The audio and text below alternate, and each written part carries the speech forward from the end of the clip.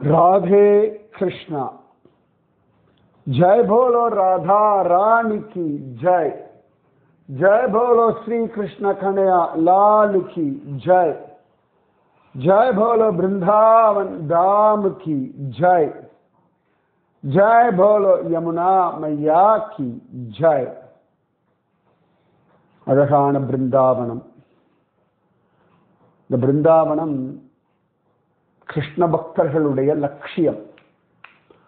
ராம பக்தர்களுக்கு லட்சியம் அயோத்தியா, நரசிம்ம பக்தர்களுக்கு லட்சியம் அஹோபிலம், அதுபோல சிவபக்தர்களுக்கு லட்சியம் கைலாசம்.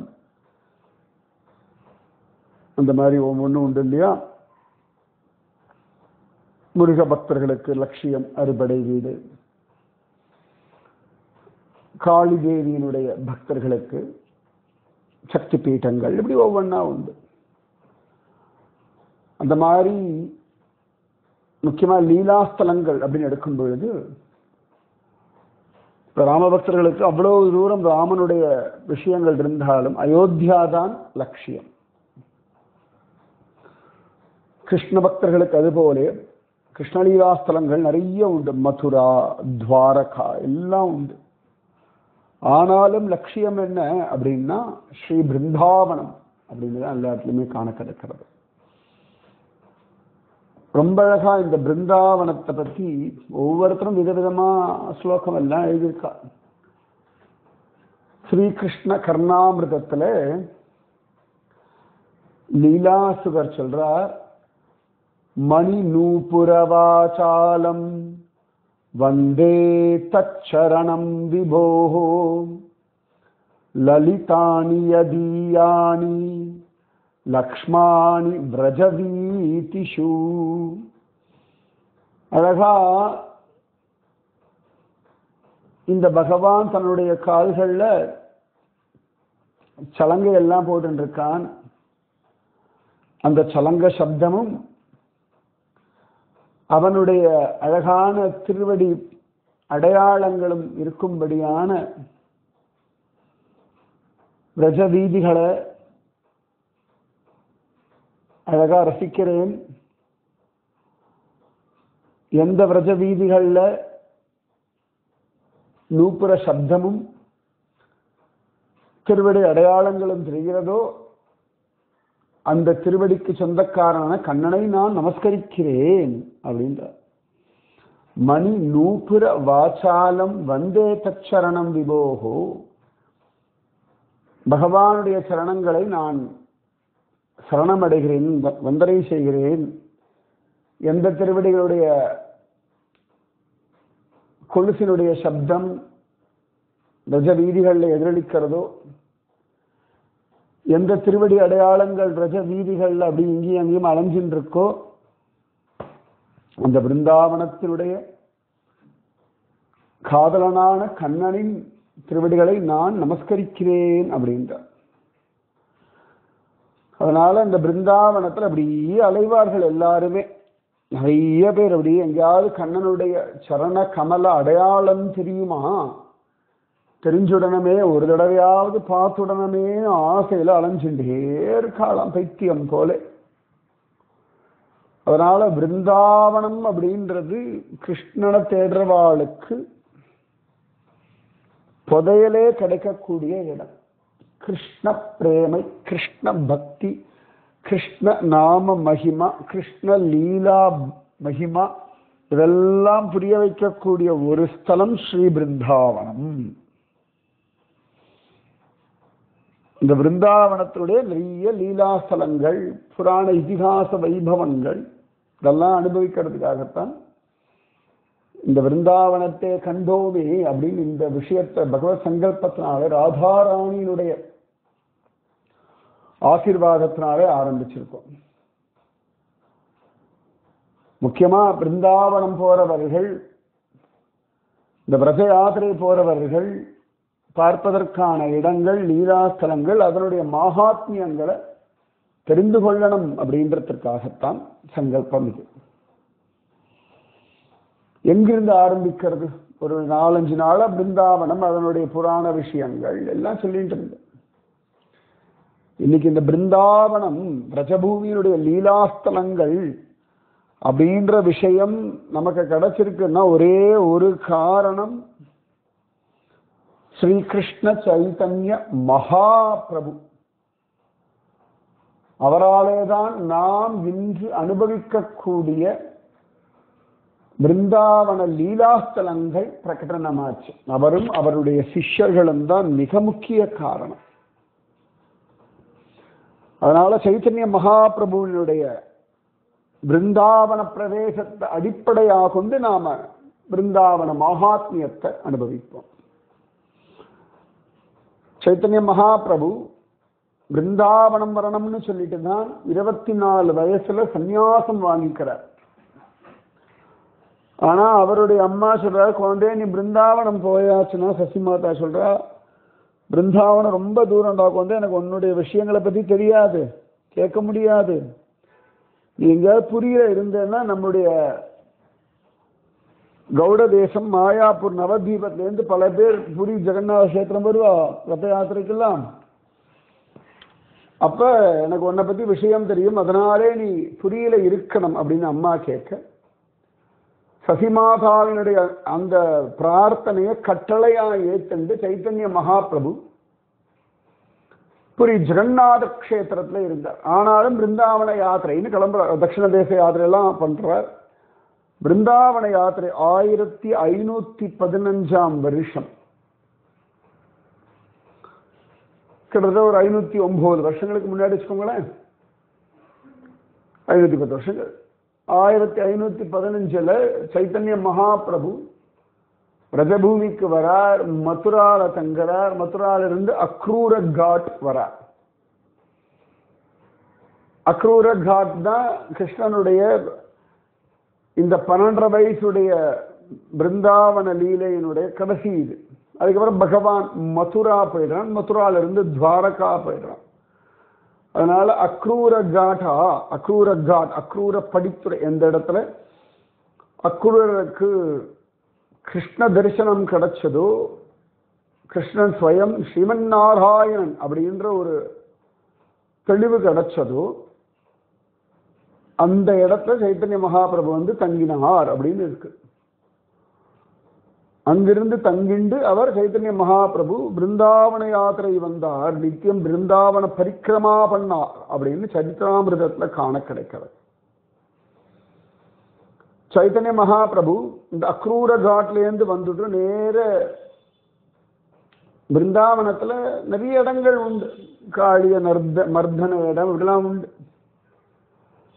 சைத்தன்ய மகாபிரபுவுக்கு ரொம்ப பிடிச்ச ஒரு இடம் அப்படின்னா பிருந்தாவனத்துல இம்லி தலா, இதுலேருந்து ஆரம்பிக்கிறேன் நான். பிருந்தாவனத்துல இம்லி தலா அப்படின்னு ஒரு இடம் இருக்கு. இம்லி அப்படின்னா புளி, இம்லி தலானா புளிய மரம்னு அர்த்தம். Sacred tamarind tree. இன்னைக்கு அந்த விஷயத்தை பார்ப்போம். இந்த இம்லி தலா அங்க வந்து ஒரு 5000 வருஷம் பழமையான மரம். ஒரு காலத்துல பச்சை பசேல்னு இருந்திருக்கு, இப்போ ஒரு காலகட்டத்தில் பட்டு போயிடுது. ஆனா இன்னைக்கும் அந்த பட்டு போன மரத்தை பத்திரமா பாதுகாத்து வச்சிருக்கா. இது சில இடங்கள்ல சில பட்டு போன மரங்கள்லாம் பாதுகாக்கப்படுறது. நான் பார்த்து நெய்யாற்றின் கரை, திருவனந்தபுரம் பக்கத்தில் இருக்கக்கூடிய நெய்யாற்றின் கரை, நெய்யாற்றின் கரைன்னு சொல்லுவாங்க. அந்த நெய்யாற்றின் கரையில ஒரு கிருஷ்ணன் உண்டு, நெய்யாற்றின் கரை கிருஷ்ணன் பேரு. அங்க ஒரு பலா மரத்துக்குள்ளதான் திருவிதாங்கூர் ராஜாவை ஒளிஞ்சுக்க சொல்லி பகவான் சொன்னான். அம்மச்சிப்ளாவுன்னு பேரு. இன்னைக்கும் அந்த மரமானது பட்டு போச்சு, ஆனா பத்திரமா பாதுகாத்து வச்சிருக்கா. அந்த மாதிரி இது ஒண்ணு, இந்த இம்லி தலா. இந்த பிருந்தாவன பரிக்கிரமா மார்க்ல காளிய காட் எல்லாம் தாண்டி காளிய மந்திர் இருக்கு. இந்த காளிய மந்திரத்தை ஆண்டுன உடனே மதன் மோகன் கோவில்லாம் வரும். அதெல்லாம் தாண்டி அப்படியே கொஞ்சம் தூரம் போனா வரக்கூடியது இம்லி தலான்னு பேர். ரொம்ப விசேஷம். சைத்தன்ய மகாபிரபு அந்த இடத்துக்கு வந்து உக்காந்துண்டு யமுனையை பார்த்துண்டு அப்படி மணிக்கணக்கா ஜபிச்சுட்டு இருந்தார் அப்படின்னு அவருடைய சரித்திரத்துல ரொம்ப அழகா சொல்லப்பட்டிருக்கு. இன்னைக்கு அது யமுனை ஆற்றங்கரை தான். அந்த யமுனை ஆற்றங்கரைக்கு சைத்தன்ய மகாபிரபு வருவார். அப்படி உட்கார்ந்து ஹரே ராம ராம ராம ஹரே ஹரே, ஹரே கிருஷ்ண கிருஷ்ண கிருஷ்ண ஹரே ஹரே, ஹரே ராம ராம ராம ஹரே ஹரே, ஹரே கிருஷ்ண கிருஷ்ண கிருஷ்ண ஹரே ஹரே அப்படின்னு ஜபிச்சுட்டு இருப்பார். அந்த இடம் ரொம்ப பிடிச்ச இடமா. ஏன்னா ராதாராணி கிருஷ்ணனுக்கு ரொம்ப பிடிச்ச ஒரு இடம் அது. பிருந்தாவனத்துல புளிய மரங்கள் இல்லை. இருந்த ஒரே ஒரு புளிய மரம் இது ஒண்ணுதான். ஒரு சந்தர்ப்பத்துல ராதாராணி நல்ல அலங்காரம் எல்லாம் பண்ணிண்டு ராசக்கிரீடைக்காக வர பிருந்தாவனத்துல ஒரு வம்சி வட் அப்படின்னு ஒண்ணு இருக்கு. வம்சினா புல்லாங்குழல், வட் அப்படின்னா வட்டவிருஷம், வட்டவிருஷம்னா ஆலமரம், வட பத்திர சாயி அப்படின்ற இல்லையா, ஆலிலை கண்ணன், ஆலிலை துயில்கொள்பவன் அர்த்தம், வடபத்திர சாயின்னு அர்த்தம், ஆலிலை சாமி. அந்த ராசக்கிரீடைக்காக ராதாராணி அப்படியே வரலாம். வரும் பொழுது இந்த புளிய மரத்தடி அடி வழியா வர. இந்த புளிய மரத்துல பார்த்தோம்னா நல்ல பழம் எல்லாம் பழுத்து அப்படி விழுந்துரும் இல்லையா. இந்த பழமெல்லாம் விழுந்திருக்கும். அந்த ஓடெல்லாம் கொஞ்சம் ஷார்ப்பா இருக்கும். மிதிச்சோம்னா காலை கீறிடும். புளியங்காயா இருக்கும் பொழுது ஓடும் காயும் ஒட்டின்னு இருக்கும். புளியங்காய் நல்லா பழுத்தாச்சுன்னா ஓட்டுக்குள்ளேயே இந்த காய் பழுத்து ஓட்டோட சம்பந்தம் இல்லாம இருக்கும். ரொம்ப அழகா இருக்கும் அது. பெரியவாள்லாம் வந்து எப்படி சம்சாரத்துல ஒட்டாம இருக்கணும் அப்படின்றது சொல்லுவார்கள். அது நாம பக்குவப்பட்டுட்டோம்னா எப்படி பந்தப்பட மாட்டோம். ஒட்டப்படாதுன்னு ஒண்ணு கணவன் மனைவியை கொஞ்சப்படாது, குழந்தைகளோட விளையாடப்படாது, சாப்பிடப்படாது, தூங்கப்படாது, உடம்ப வருத்திக்கணும் அப்படிலாம் அர்த்தம் இல்லை. எல்லா கடமைகளையும் பண்ணணும், குடும்பத்தோட இருக்கணும். அப்ப பக்குவம் வரும்பொழுது எப்படி ஒட்டாமல் இருப்போம் அப்படின்றதுக்கு வியாக்கியானம் சொல்லும்போது சொல்லுவார்கள். புளியங்காய் பழுக்க பழுக்க எந்த ஓட்டுக்குள்ள இருக்கோ அந்த ஓட்டுக்குள்ள சம்பந்தம் இல்லாம இருக்கும். நமக்கு நல்ல பக்குவம் வர வர வர நம்ம குடும்பத்துல இருந்தாலும் எல்லா வேலைகளையும் பண்ணிட்டு இருந்தாலும் எல்லா விஷயங்களையும் அனுபவிச்சாலுமே கூட நமக்கு வந்து அதுல பாதிப்பு உண்டாகாது. இப்ப அந்த குழந்தைகளோட விளையாடிட்டு இருப்போம். அப்பாவோ அம்மாவோ தாத்தாவோ பாட்டியோ யாரோ வயசானவோ விளையாடுறோம் வச்சுக்கோங்களேன். அப்ப இந்த குழந்தைக்கு விளையாட்டுல கவனம் இருக்கும். அப்பா அம்மா தாத்தா பாட்டிக்கு டைம் எவ்வளோ ஆச்சு, இந்த குழந்தைக்கு எப்போ சாப்பாடு கொடுக்கணும், அது எப்போ தூங்க வைக்கணும், அடுத்து என்ன வேலை இருக்குன்னு அந்த விஷயங்கள்ல கவனம் இருக்கா. குழந்தையோட விளையாடின்னு இருப்பா, சிரிச்சுட்டு இருப்பா, சொல்றதெல்லாம் கேட்பா, பதில் சொல்லுவா. ஆனாலும் மனசு முழுக்க தன்னுடைய காரியங்கள், அடுத்து பண்ண வேண்டிய காரியங்களில் ஈடுபட்டு கிடக்கிறா போலே இந்த புளியம்பழத்தை வியாக்கியானம் சொல்லுவார்கள். ஸோ நம்மாழ்வாரும் ஒரு புளிய மரத்தடியில தான் உட்கார்ந்துட்டார். புளிய மர புந்தில தான் உட்கார்ந்துட்டு இருந்தார். உறங்கா புளி அப்படின்னு பெயர். நிறைய புளிய மரங்கள் அழகா அந்த பாரத தேசத்துல பல இடங்கள்ல உண்டு. அதுல ஒண்ணு சுவாமி நம்மாழ்வாருடைய புளிய மரம். அதுக்கப்புறமா வந்து இந்த இம்லிதலா புளிய மரம். அதுக்கப்புறம் ஸ்ரீமன் மத்வாச்சாரியாருடைய அவதார ஸ்தலத்தில் இருக்கக்கூடிய ஒரு புளிய மரம். ஒரு புளிய மர கதையே சொல்லாமோ? நிறைய இருக்கு நிஜமாவே. அதன் பிறகு திருமங்கை ஆழ்வாரோட சம்பந்தப்பட்ட ஒரு புளிய மரம், இப்படி நிறைய புளிய மரங்கள் காண கிடைக்கும். அது மாதிரி பேரூர் பட்டீஸ்வரம் பிறவா புளின்னு சொல்லுவா, அந்த புளிய மரம், இப்படி நிறைய புளிய மரங்கள் நான் பார்த்துருக்கேன். அதுல ஒரு புளிய மரம் இந்த இம்லி தலா. ஸோ இனிமேல் வீட்டில் புளி உபயோகப்படுத்தும் பொழுது, புளி வாங்கும் பொழுது, புளியஞ்சாதம் சாப்பிடும் பொழுது, புளிக்காய்ச்சல், புளி இஞ்சி, கைண்ட் ஆஃப் புளி அப்படின்னு வரும்பொழுதெல்லாம் இந்த மரங்களை நினைச்சுக்கோங்க. நினைப்பதற்கு 1000 விஷயங்கள் நல்லது உண்டு இந்த உலகத்துல. ராதாராணி வேகமா வாசக்கடைக்கு போறா. அப்ப கீழே விழுந்த புளியம்பழம், அது மேல கால் வைக்க அந்த ஓடு கடினமா இருந்து ராதாராணி காலை கொஞ்சம் கீறிடுது, நல்லா கீறிடும். இந்த புளியம்பழ ஓடு நல்லா காலை கீறி விட்டுடும். அப்ப ராதாராணிக்கு வேகமா போகல, உடனே கோபம் வந்துடுத்து. அதனால பிருந்தாவனத்துல புளிய மரங்களே கிடையாது, இந்த ஒரு மரம் தான் இருந்தது, அதுவும் இப்ப பட்டு போயிடுது. அப்ப அந்த புளிய மரத்தை ராதாராணி லேட்டா போயிட்டா, கண்ணுக்கிட்ட ரெடி ஆச்சுன்னா இந்த மாதிரி எனக்கு ஒரு புளிய மரம், அதனுடைய புளியம்பழ ஓடு காலை கீழே எடுத்துனோன்னா கிருஷ்ணரடா அப்படின்னு சொல்லி ராதாராணியை சமாதானப்படுத்தினான். அது என்ன ஆயிடுச்சுன்னா, ராதாராணி லேட்டா வந்தோன்னா கண்ணன் தவிச்சு போயிட்டான்.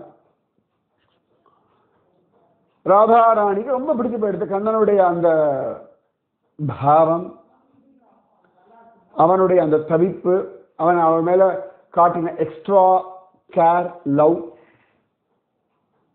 இந்த காலெல்லாம் அடிபட்டு அப்படி பார்த்து வைத்தது. ராதாராணி மேல ஏதான ஒரு மார்க் வந்தா அது கண்ணனால மட்டும்தான் வரணும். அது கண்ணனுக்கு அப்படி ஒரு கம்பீரியம், பௌருஷம் உண்டு.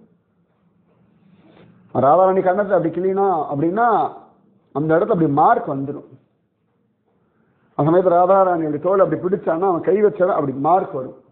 அந்த ஒரு காம்பீரியம் கண்ணனுடைய திருக்கைகள்ல உண்டு. குவளையாப்பிடை ஆணையவதம் பண்ற திருக்கைகள் அல்லவா. சோ ராதாராணி திருமேனி எங்க ஒரு மார்க் இருந்தாலும் கிருஷ்ணனாலதான். ஆனா ராதாராணிக்கு இந்த கண்ணனுடைய இந்த காதல், இந்த அக்கறையில ரொம்ப பிடிச்சு போயிடுது. அது அப்புறம் அன்னைக்கு ராசமாத மாதிரி கம்ஃபர்டபுளா இருக்கா, ஓகே தானே, வலிக்கிறதா, உட்காரணுமா அப்படிலாம் கேட்டுட்டே இருக்கானா கண்ணன். அது கண்ணன் எப்படின்னா, தன் கூட யார் இருக்கார்களோ அவர்களுடைய அந்த கம்ஃபர்ட் ஜோன் ரொம்ப ஜாகிரதையா பார்த்துப்பான். அது அர்ஜுனனா இருந்தாலும் சரி, கோபிகைகளா இருந்தாலும் சரி, சுதாமாவா இருந்தாலும் சரி, வசுதேவர் தேவகி நந்தகோபரி யசோதை யாராயினும் சரி, அது ஒரு குணம், கண்ணனுடைய அழகான ஒரு குணம். நம்ம வாழ்க்கையை பார்க்கலாமே, பகவான் எவ்வளவு நம்மளை கம்ஃபர்டபுளா வச்சிருக்காங்க இல்லையா. ரொம்ப சந்தோஷமா பார்த்து நம்மளோட கம்ஃபர்ட் ஜோன் வச்சிருக்கான். படுத்துக்கிறதுல இருந்து, உட்காடுறதுல இருந்து, எழுந்துக்கிறதுல இருந்து, சாப்பிட்றதுல இருந்து ரொம்ப அழகா. நிஜமாவே நீங்க எங்கெல்லாம் கம்ஃபர்டபுளா ஃபீல் பண்றதுல தேங்க்யூ கிருஷ்ணான்னு சொல்லுங்க. ஒரு ட்ரெஸ் கம்ஃபர்டபுளா இருக்கா, அப்பா இந்த ட்ரெஸ் அவ்வளவு சுகமா இருக்கு, கிருஷ்ணனுடைய கிருபை, சந்தோஷப்படுங்க. இன்னொன்று, உங்களுடைய கம்ஃபர்ட் லெவல் நீங்க மெயின்டைன் பண்ணிக்கலாம், தப்பு ஒன்றும் கிடையாது. இதெல்லாம் சௌகரியமா அதை மெயின்டைன் பண்ணிக்கோங்க. இதுதான் சாப்பிட்டா எனக்கு ஒத்து வர சாப்பிடுங்க. இப்போ நான்லாம் ஹிமாலயாஸ்லாம் போகும்பொழுது சில சந்தர்ப்பங்களில் ஆகாரங்கள் ஸ்கிப் பண்ணுவேன். ஏன்னா அது ஸ்கிப் பண்ணால் நல்லதுன்னு தெரியும். சில சந்தர்ப்பங்களில் காத்தாலெல்லாம் வெறும் பிரெட், டோஸ்டர் பிரெட் மட்டும் சாப்பிட்டு போயிடுவேன். சம்டைம்ஸ் வெறும் பழமை தானே சாப்பிடுவோம். ஒவ்வொரு தான் சொல்லுவேன், உங்களோட வயிற்றை பார்த்துக்கோங்க. ஏன்னா 10 நாள் ஓடணும், பஸ்ஸில் உட்காந்துருப்போம். ஸோ உங்களுடைய சௌகரியப்படி ஆகாரத்தை கூட்டியோ குறைச்சியோ பார்த்துக்கோங்க அப்படின்னு சொல்லிடுவேன். எடுக்கிற சமயத்தில் வெறும் பழங்கள் மட்டும் சாப்பிட்றதுனால ஓகேன்னு சொல்லிடுவோம். ரொம்ப டிஸ்டர்ப் பண்ண மாட்டேன் யாரு. உங்க உடலை, உங்கள் மனசை கம்ஃபர்டபுளா நீங்க வச்சுக்கணும். அதே மாதிரி யாராவது உங்க குடும்பத்தை ரொம்ப தலையிடுறா, இல்லாட்டி உங்க வாழ்க்கையில ரொம்ப தலையிடுறா, உங்களுடைய கம்ஃபர்ட் ஜோனை டிஸ்டர்ப் பண்றா அப்படின்னா அதை தடுத்துக்க அதிகாரம், உரிமை உங்களுக்கு உண்டு. இந்த சில பேர்லாம் இருப்பா, ராத்திரி உட்காந்து பேசிட்டே இருப்பா, நம்ம வாழ்க்கை நம்ம நேரத்தை டிஸ்டர்ப் பண்ணுவோம். அங்கெல்லாம் கட் பண்ணிடலாம், தப்பே கிடையாது, யாரா வேணா இருக்கட்டுமே. ரொம்ப முக்கியம். சில பேர் அவர்களுடைய எண்ணங்கள், அவர்களுடைய காரியங்கள், அதெல்லாம் நம்ம குடும்பத்தில் இன்னொருத்தர் ஒரு குழப்பம் உண்டா பண்றாங்கன்னா எந்த இடத்துல அவர்கள் நிறுத்தி வைக்கணுமோ அந்த இடத்துல நிறுத்தி வைக்கணும். புலம்பக்கூடாது, அவள் புரிஞ்சுக்கவே மாட்டேங்கிற, அவளுக்கு தெரியவே மாட்டேங்கிறது, இதெல்லாம் வேலைக்கு ஆகாது. அவங்க கணவருக்கு புரியல, உங்க மனைவிக்கு புரியல, ஸோ அந்த அவர்களுக்கு புரியலன்ற பட்சத்தில் அதற்கான அந்த பொறுப்பை நீங்கள் எடுத்துட்டு அதை உங்களை ஜாகிரதைப்படுத்திக்கிறது. உங்கள் குடும்பத்தின் நலனை மெயின்டைன் பண்ணுறது உங்ககிட்ட இருக்கு. இது ஒரு தப்பெல்லாம் கிடையாது, இதெல்லாம் ஒரு basic need of the life. இப்போ பறவைகள்லாம் இருக்கு, அதனுடைய கூடு ஒவ்வொன்றும் அதுன்னு ஒரு கூடு வச்சுக்கோங்க.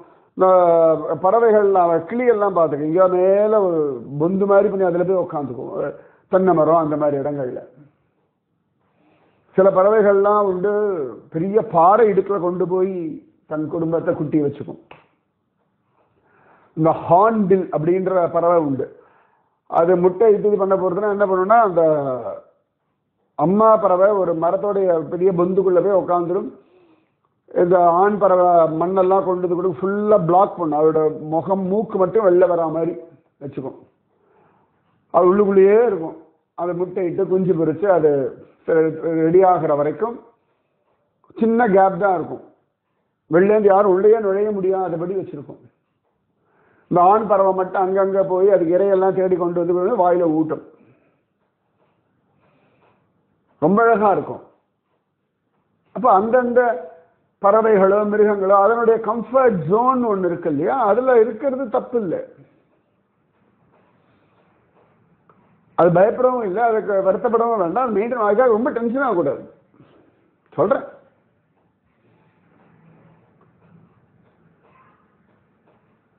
கிருஷ்ணா அந்த கம்ஃபர்ட் ஜோன் அவ்வளோ அழகா பார்த்துக்க. ராதா எனக்கு ரொம்ப பிடிச்சு போயிடும், அதனால அவளுக்கு அந்த எப்பவும் போகும்போது வரும்போதெல்லாம் அந்த மரத்து கீழே கொஞ்சம் உட்காந்துட்டு இப்படி போயிடுவா. மரத்து மேலே கோவம் வருது, ஆனால் அந்த மரத்துக்கு காரணம் கொண்டு கிருஷ்ணானுபவம் கிடைச்சதுனால அந்த மரத்துக்கிட்ட ஒரு தனி அபிமானம் ராதாராணிக்கு உண்டு. சூப்பர்ல, ராதாராணி அபிமானம் கிடைச்சிருக்குன்னா அந்த மரம் பாக்யமுடைய மரம் தானே. அந்த மரத்தை நினைச்சுட்டு இருக்கோம். மீதி விஷயம் நாளைக்கு சொல்றேன். ராதே கிருஷ்ணா. ஸ்ரீராம். ஹரே கிருஷ்ணா. ராதே கிருஷ்ணா கிருஷ்ணா ராதே, ராதே கிருஷ்ணா கிருஷ்ணா ராதே, ராதே கிருஷ்ணா கிருஷ்ணா ராதே, ராதே கிருஷ்ணா கிருஷ்ணா ராதே. जय बोलो वृंदावन धाम की जय, जय बोलो श्री कृष्ण कन्हैया लाल की जय, जय बोलो राधा रानी की जय, जय बोलो यमुना मैया की जय, जय बोलो इमली तलाक की जय. राधे कृष्णा.